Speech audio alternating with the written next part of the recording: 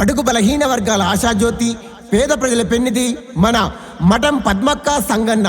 మఠం పద్మక్క సంగన్న గారి గుర్తు ఉంగరం గుర్తు. ఉంగరం గుర్తుకే మీ అమూల్యమైన ఓటును వేసి అత్యధిక మెజార్టీతో గెలిపించవలసిందిగా కోరుతున్నాం. దుబ్బాక మున్సిపాలిటీ 3వ వార్డు కౌన్సిలర్ అభ్యర్థిగా మన ముందుకు వస్తున్న మనం మఠం పద్మక్క సంగన్న గారి గుర్తు ఉంగరం గుర్తు. ఉంగరం గుర్తుకే మీ అమూల్యమైన ఓటును వేసి అత్యధిక మెజార్టీతో గెలిపించవలసిందిగా కోరుతున్నాం. ఉంగరం గుర్తుకే.